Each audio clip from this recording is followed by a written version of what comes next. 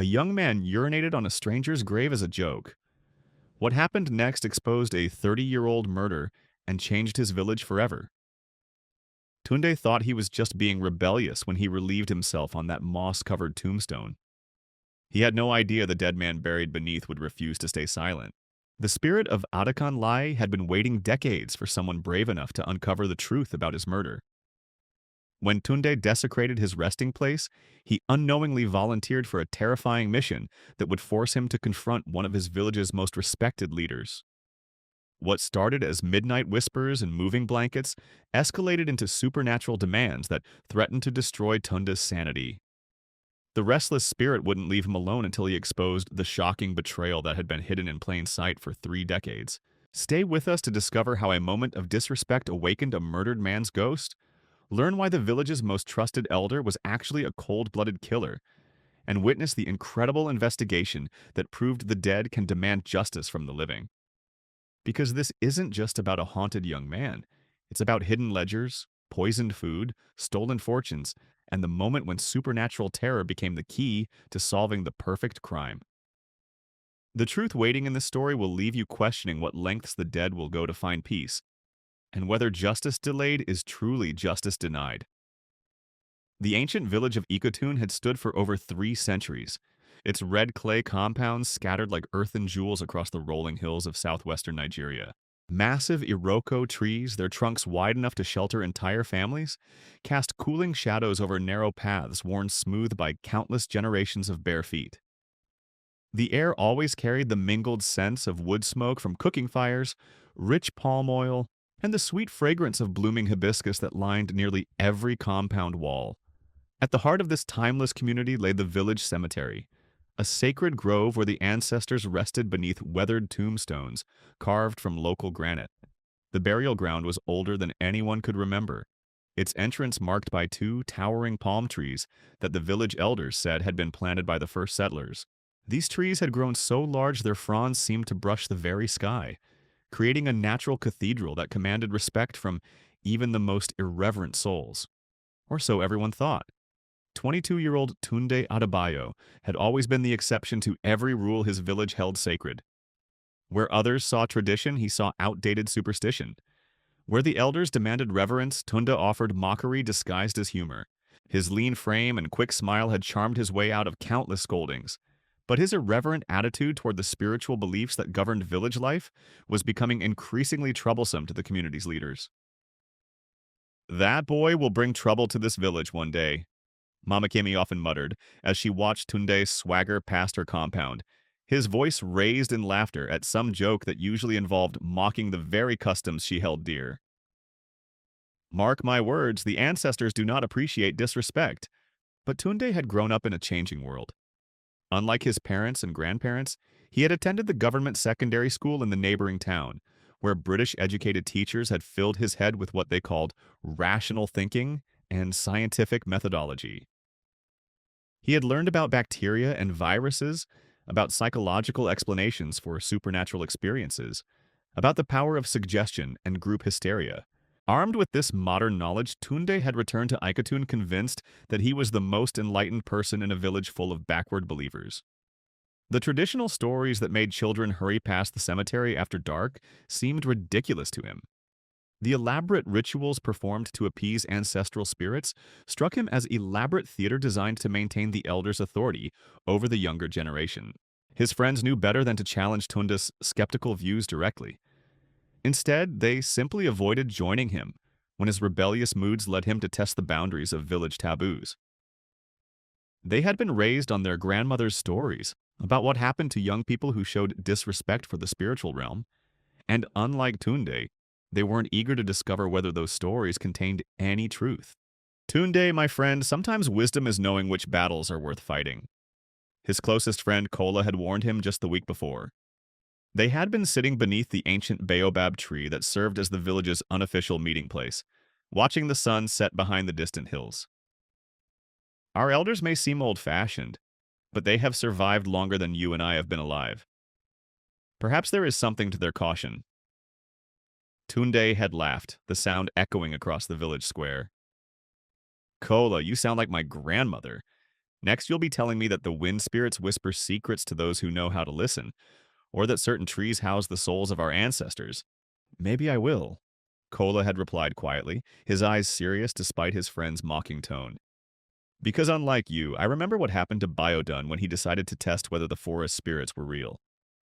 The mention of Biodun had momentarily sobered Tunda's expression. 3 years earlier, Biodun Okafor had ventured into the sacred grove during the new moon, claiming he would prove once and for all that the stories about protective spirits were nothing but elaborate fiction designed to keep people in line. He had returned 3 days later, found wandering the neighboring village with no memory of where he had been or how he had gotten there. Even more unsettling, Biodun had completely changed. The once outgoing young man had become withdrawn and anxious, jumping at shadows and refusing to speak about his experience in the forest. Biodun obviously suffered some kind of psychological break. Tunde had argued, though his voice lacked its usual confidence. Wandering alone in the forest for 3 days would traumatize anyone. It has nothing to do with spirits or supernatural forces. But even as he spoke those words, Tunde couldn't shake the memory of looking into Biodun's eyes after his return. There had been something there, a deep, haunted knowledge that seemed far too ancient for a 20-year-old man. It was as if Biodun had seen something that had fundamentally altered his understanding of the world, and the experience had left him permanently changed. Still, Tunde's rational mind refused to accept supernatural explanations for what was clearly a case of psychological trauma. He had read about similar incidents in his psychology textbooks, people who suffered mental breaks after stressful experiences, who developed phobias and anxiety disorders that completely altered their personalities. Modern medicine could explain Biodun's condition without resorting to stories about forest spirits and angry ancestors. It was this unwavering confidence in rational explanations that made Tunde so cavalier about village taboos. While others approached the cemetery with reverence and caution, Tunde saw it as nothing more than a collection of old graves housing decomposed remains. The elaborate stories about restless spirits and supernatural guardians struck him as primitive attempts to explain natural phenomena that science had long since demystified. This attitude had led to increasingly bold displays of disrespect for traditional beliefs. Tunde would deliberately walk through the cemetery during hours when others avoided it, whistling popular songs and calling out greetings to the sleeping residents with exaggerated courtesy.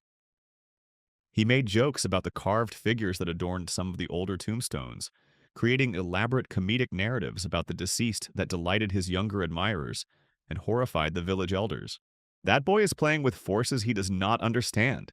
Baba Agba, the village's oldest resident, had warned Tunde's parents after one particularly public display of irreverence. I have lived for 87 years, and I have seen what happens when the young mistake wisdom for foolishness. The ancestors are patient, but their patience has limits. Tunde's parents, caught between their son's modern education and their own traditional beliefs, had attempted to moderate his behavior through gentle persuasion rather than direct confrontation.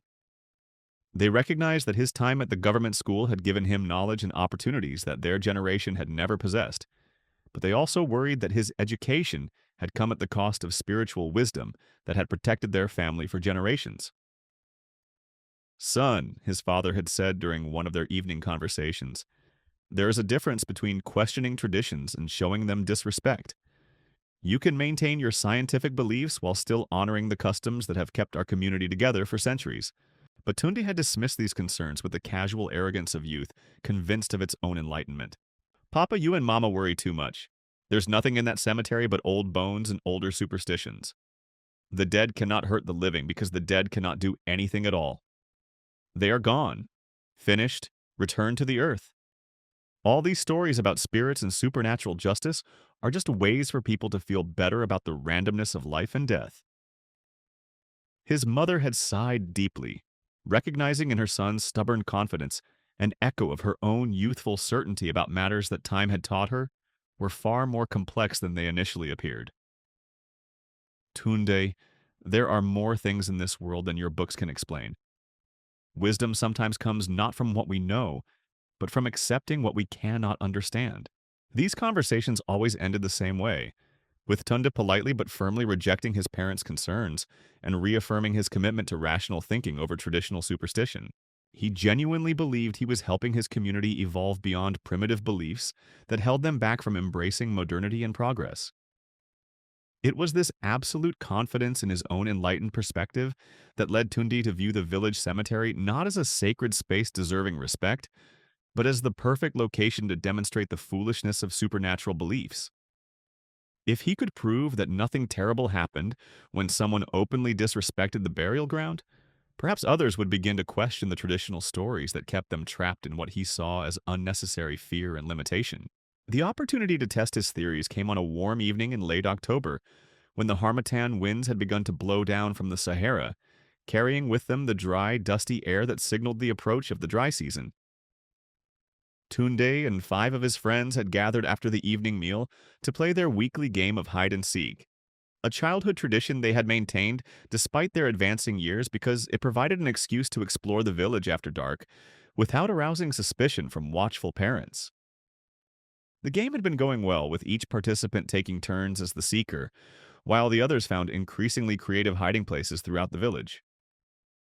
As the evening progressed and their confidence grew, they had begun venturing into areas that were typically avoided after sunset. The old palm wine tapper's abandoned compound, the overgrown path that led to the ancient shrine deep in the forest, and finally, inevitably, the outer edges of the village cemetery. "Your turn to seek, Tunde," announced Sagoon, the group's unofficial leader, as they gathered beneath the twin palm trees that marked the cemetery's entrance. "We'll give you a count of 100, and then the hunt begins." Tunde grinned, already anticipating the challenge of finding his friends among the shadowy tombstones and memorial sculptures that filled the burial ground. Unlike his companions, he felt no apprehension about entering the cemetery after dark. To him, it was simply another location for their game, no different from any other part of the village except for the arbitrary fears that tradition had attached to it. 100 counts should be more than enough, he boasted, settling against the smooth trunk of one of the palm trees and closing his eyes. "You might as well choose your hiding spots carefully, because I intend to find all of you before the night is half over." As his friends scattered into the darkness, their footsteps fading into the whisper of wind through the trees, Tunde began his count with the confident ease of someone who had never encountered anything that challenged his understanding of how the world worked. The cemetery around him was peaceful and quiet, exactly as he expected it to be. There were no supernatural presences, no mysterious energies, no ancestral spirits watching his every move. There were only old graves, sleeping villagers, and the perfectly natural sounds of night in rural Nigeria. The distant call of an owl, the rustle of small animals moving through the underbrush, the gentle creaking of tree branches swaying in the harmattan wind. By the time Tunde reached 90 in his count, he was already planning his strategy for finding his hidden friends. He would start with the newer section of the cemetery, where the tombstones were more regularly spaced and offered fewer truly concealed hiding spots, then work his way toward the older area where ancient burial mounds and elaborate memorial structures created a more complex landscape of potential concealment. It was a logical, methodical approach that reflected his scientific training and systematic mindset. There was nothing supernatural about hide and seek, even when played in a cemetery. It was simply a matter of understanding human psychology, where people felt safe, where they believed they could remain unseen, where their fears might drive them to seek shelter. And it was while developing this perfectly rational strategy that Tunde's bladder began to remind him that he had consumed rather more palm wine with his evening meal than was perhaps wise for someone about to spend several hours running around in the dark. Chapter 2. A Moment of Fatal Disrespect. At count 95, Tunde's discomfort became impossible to ignore. The palm wine he had enjoyed with his friends before their game had seemed like a good idea at the time. It had loosened their inhibitions and made them bold enough to venture into areas they might normally avoid. Now, however, it presented him with an urgent biological necessity that couldn't wait for the game to conclude. Tunde paused in his counting, considering his options. He could abandon the game and return to his family's compound to properly relieve himself, but that would mean disappointing his friends and admitting that he hadn't been prepared for their adventure. Alternatively, he could venture a short distance into the nearby bush, where privacy was guaranteed, and his absence would be brief enough not to disrupt their game.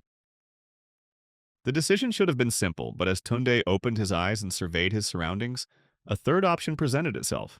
one that his rebellious nature found irresistibly appealing. Directly in front of him, perhaps 20 paces into the cemetery, stood an ancient grave marker that he had noticed many times during his daylight visits to the burial ground.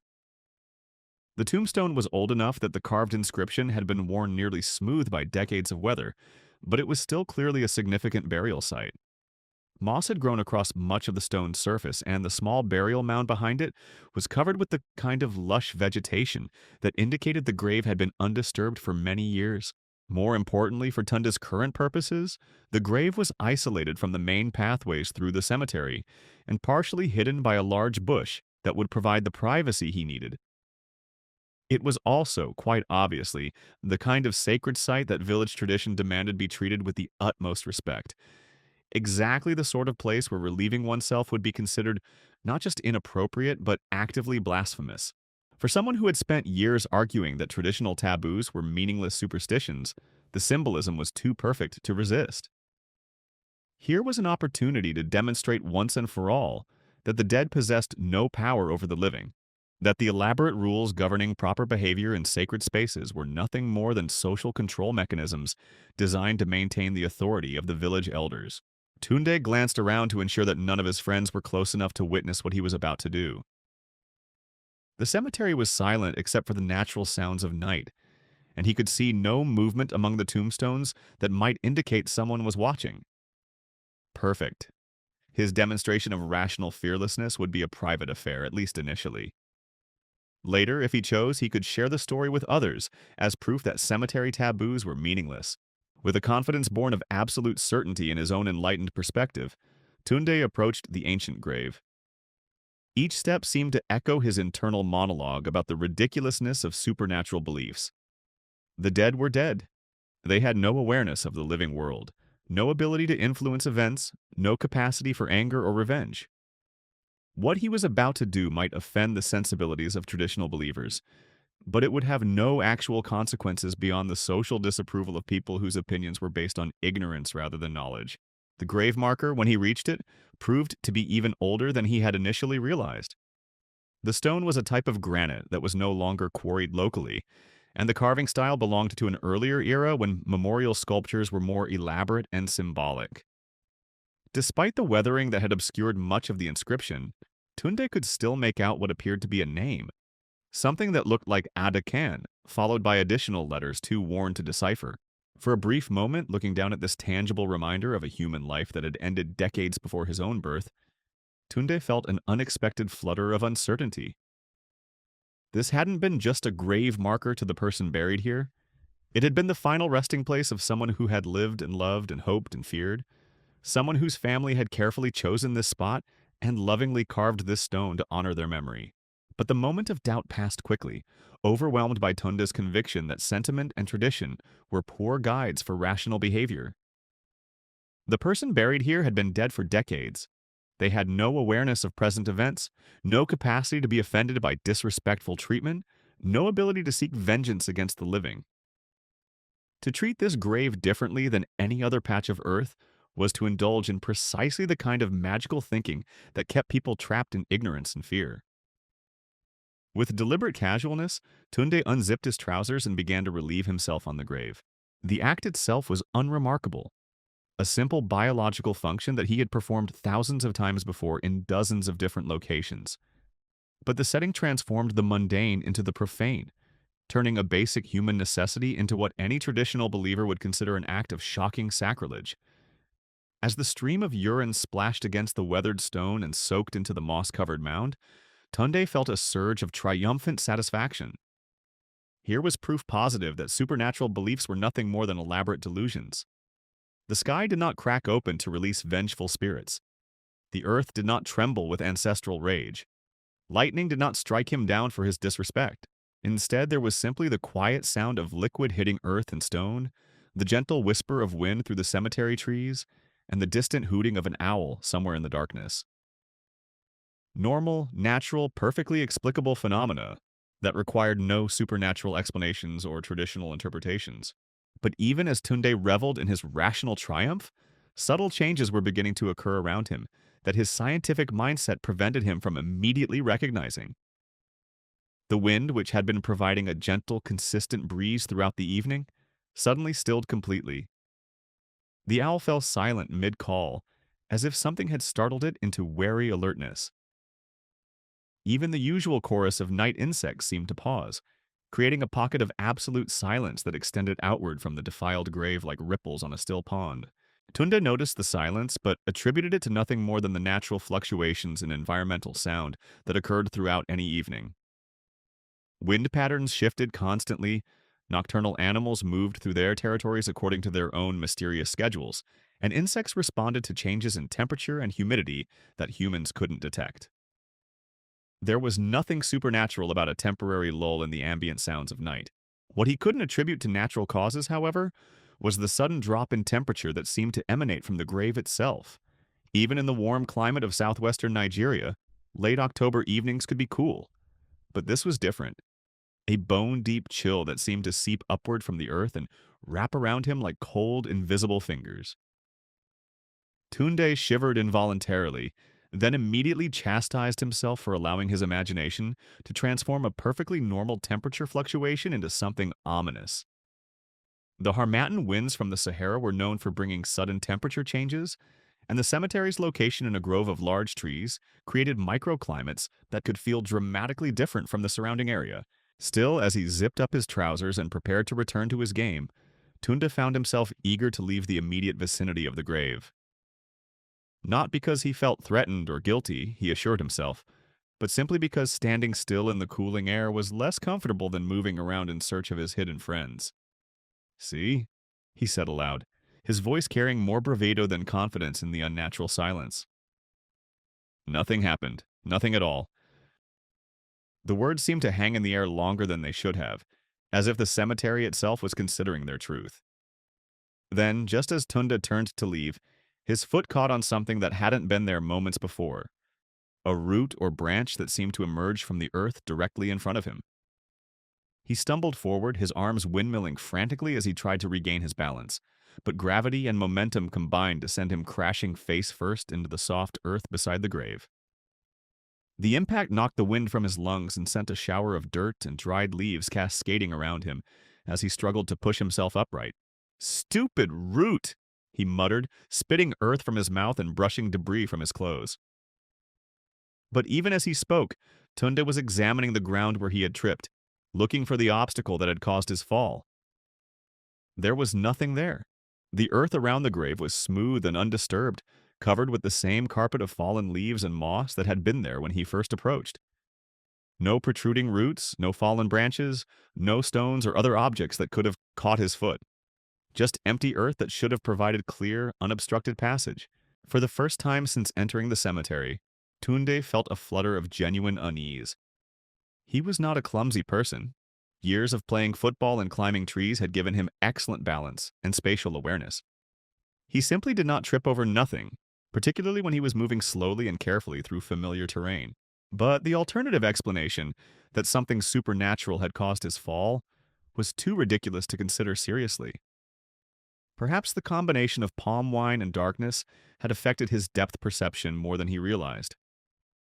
Perhaps he had been so focused on his triumphant internal monologue that he hadn't been paying adequate attention to his footing. Perhaps the emotional intensity of his act of rebellion had created a momentary disorientation that made him stumble over his own feet. Any of these explanations was more plausible than the idea that the grave had somehow reached out to trip him. Determined to demonstrate his continued fearlessness, Tunde brushed the last of the dirt from his clothes and strode confidently away from the grave, calling out loudly to his hidden friends. "Ready or not, here I come. I hope you've chosen your hiding spots carefully because I'm feeling particularly sharp tonight." His voice echoed through the cemetery with forced joviality, and within moments he heard the sounds of his friends moving among the tombstones, trying to reach new hiding places before he could discover their original locations. The familiar rhythms of their game resumed, complete with whispered strategies, muffled laughter, and the soft footfalls of people trying to move silently through challenging terrain. Over the next hour, Tunda found 3 of his 5 friends with his usual efficiency, but the last 2 proved more elusive than expected. As he searched the more remote areas of the cemetery, examining the shadows behind memorial sculptures and checking the hollows beneath ancient burial mounds, he found himself repeatedly glancing back toward the grave he had desecrated. Not because he was worried about supernatural consequences, he told himself, but because something about the area looked different than it had earlier in the evening. The moss on the tombstone seemed darker, as if it had absorbed more moisture than the surrounding vegetation. The earth around the grave appeared more disturbed, though he couldn't identify any specific changes that would account for this impression. Most puzzling of all, the temperature around the grave seemed to remain noticeably cooler than the rest of the cemetery, even as the night air warmed under the clear sky. Every time his search pattern brought him near the defiled burial site, Tunda felt that same bone-deep chill that made him want to hurry past without stopping to investigate. By the time he located his final two friends, Kola hidden behind a large memorial sculpture and Segan crouched in the hollow beneath an ancient burial mound, Tunde was ready to conclude their game and return to the safety and warmth of the village proper. The cemetery had served its purpose as a demonstration of his fearlessness, but continuing to linger in its shadows no longer seemed as appealing as it had earlier in the evening. "Excellent game, everyone," he announced as the six friends gathered near the cemetery entrance. "I think we've proven that we're brave enough to play anywhere in the village, regardless of what the elders might say about spirits and supernatural dangers." His friends laughed and agreed, but Tunde noticed that they seemed as eager as he was to leave the burial ground behind. Their earlier bravado had given way to a subdued nervousness that suggested the cemetery's atmosphere had affected them more than they were willing to admit. As they walked back toward the village center, chattering about their successful hiding places and promising to attempt even more challenging locations for their next game, Tunde felt his confidence returning. Whatever strange sensations he had experienced near the grave could be easily explained by natural phenomena, psychological suggestion, and the normal effects of darkness on human perception. He had desecrated one of the village's most sacred sites and emerged completely unharmed. There had been no supernatural retribution, no ghostly manifestations, no dramatic consequences of any kind. Just a perfectly normal evening that happened to include a moment of spectacular irreverence toward traditional beliefs. It wasn't until Tunda reached his family's compound and prepared for sleep that he began to suspect his act of defiance might have consequences that extended far beyond a simple demonstration of rational fearlessness. Because as he lay in his bed listening to the familiar sounds of night in the village, he could have sworn he heard something that shouldn't have been possible. The distant sound of his own name being called by a voice he didn't recognize, carried on a wind that seemed to blow from the direction of the cemetery. Chapter 3: The First Signs of Terror. Tunde's family compound consisted of four small buildings arranged around a central courtyard. The main house where his parents slept, a smaller structure that served as kitchen and storage area, the room he shared with his younger brother Kunle, and a fourth building that housed his father's tools and the family's more valuable possessions. Like most traditional Yoruba compounds, it was designed to promote both privacy and community, with each structure serving specific functions while maintaining visual and auditory connection to the shared central space. His bedroom was simple but comfortable, furnished with two single beds separated by a narrow walkway, a wooden chest that held his few possessions, and a small table where he kept his books and the kerosene lamp that provided light for evening reading. The single window faced east toward the village center, offering a view of the main pathway and the massive baobab tree that served as the community's primary gathering place. Normally, Tunde found his room deeply comforting. It represented stability and security, a private space where he could think and read and plan without interference from the outside world. The familiar sounds that filtered through the compound walls, his parents' quiet conversation in the main house, the rustle of palm fronds in the evening breeze, the distant voices of neighbors settling in for the night, created a gentle symphony that typically lulled him to sleep within minutes of lying down.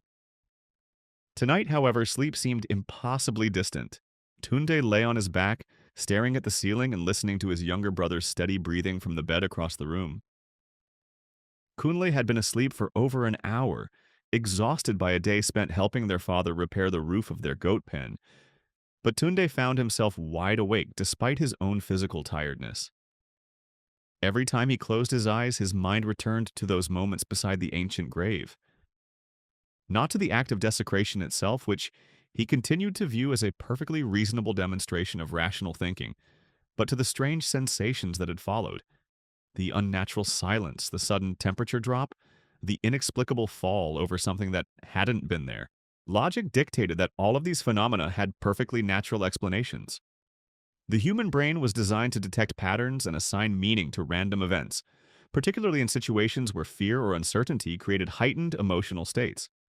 What he had experienced was simply his imagination transforming ordinary occurrences into seemingly significant events. But even as he repeated these rational explanations to himself, Tunde couldn't shake the feeling that something fundamental had changed during his time in the cemetery. It was as if his act of disrespect had disturbed some delicate balance that he hadn't known existed, creating ripples of consequence that were only beginning to manifest themselves. The feeling was so subtle that he might have dismissed it entirely, except for one undeniable fact. He could hear his name being called. The voice came from somewhere beyond the compound walls, distant but unmistakably clear. It wasn't the familiar call of a neighbor or family member. This was a stranger's voice, speaking his name with a tone that combined intimacy and menace in equal measure. Tunde. There it was again, carried on what seemed to be a wind that touched nothing else in the village. The palm fronds outside his window remained perfectly still, and he could hear no corresponding movement in the trees or vegetation that surrounded the compound. Yet somehow the voice reached him with crystal clarity, as if it were being whispered directly into his ear. Tunde sat up in bed, his heart beginning to race despite his efforts to remain calm. The logical explanation was that someone in the village was indeed calling his name. Perhaps one of his friends had returned to continue their conversation about the evening's game, or a neighbor needed his help with some urgent matter. But when he moved to the window and peered out into the moonlit compound, he saw nothing but empty space and sleeping buildings. The village beyond was equally quiet, with no signs of movement or activity that might account for the voice he had heard. Tunde. This time the call seemed closer, as if the speaker had moved nearer to his compound. There was something unsettling about the pronunciation. Each syllable was drawn out longer than normal, creating an almost hypnotic rhythm that seemed designed to capture and hold his attention. Tunde's rational mind insisted that he investigate the source of the voice. If someone was genuinely calling for him, he had a responsibility to respond. If the sound was some kind of auditory illusion created by wind patterns or acoustic anomalies in the village layout, then examining the phenomenon more closely would help him understand its natural causes. But his instincts urged him to remain exactly where he was, safely inside his room with solid walls between himself and whatever was calling his name in the darkness. The internal debate was resolved when the voice came a third time, now clearly originating from somewhere very close to his compound, perhaps just outside the main gate that connected their property to the village pathway. Tunde. Come outside, Tunde. The addition of the invitation transformed what might have been a neutral phenomenon into something that felt distinctly threatening. No legitimate caller would lurk outside someone's compound in the middle of the night, repeatedly calling their name without explaining their purpose or identity. Tunde's scientific training told him that fear was simply an evolutionary adaptation designed to keep humans alive in dangerous situations. What he was experiencing was his body's natural response to an unknown stimulus in an environment where his visual senses were limited by darkness. The voice was probably nothing more than a neighbor with a legitimate concern who would quickly identify himself once Tunde responded. But his grandmother's stories, which he had dismissed as superstitious nonsense for most of his adult life, suggested a very different interpretation of his current situation. According to traditional beliefs, spirits and supernatural entities often called to the living using familiar voices, trying to lure them away from the safety of their homes and into dangerous encounters with forces beyond human understanding. The conflict between his rational and traditional worldviews created a paralysis that kept Tunde frozen at his bedroom window, unable to decide whether to investigate or ignore the mysterious caller. Minutes passed in tense silence, broken only by the sound of his own rapid heartbeat and his brother's continued peaceful breathing. Then, just as Tunde was beginning to convince himself that the voice had been a product of his overwrought imagination, something far more disturbing occurred. The blanket that covered his legs began to move. At first, the movement was so subtle that he almost missed it. Just a slight shift in the fabric that could have been caused by his own restless movements, or a draft from the window. But as Tunde watched in growing alarm, the edge of the blanket began to slide slowly but deliberately toward the foot of his bed, as if invisible hands were carefully pulling it away from his body. The sight was so unexpected and impossible that Tunde's mind simply refused to process it initially. Blankets didn't move by themselves. There had to be a rational explanation. Perhaps a mouse had become tangled in the fabric, or the evening breeze was stronger than he realized. But even as he searched for logical explanations, the blanket continued its steady progression toward the foot of the bed. There was nothing random or erratic about the movement. It was smooth, deliberate, and purposeful, as if someone was standing at the foot of his bed and slowly pulling the covering away from his sleeping form. Tunde's breath caught in his throat as he watched the impossible scene unfold. The blanket was now more than halfway off his bed, exposing his legs to the increasingly cool air of the room. In moments, it would slide completely off the mattress and fall to the floor, leaving him uncovered and vulnerable to whatever force was manipulating it. The rational part of his mind screamed that this had to be some kind of elaborate prank, orchestrated by his friends.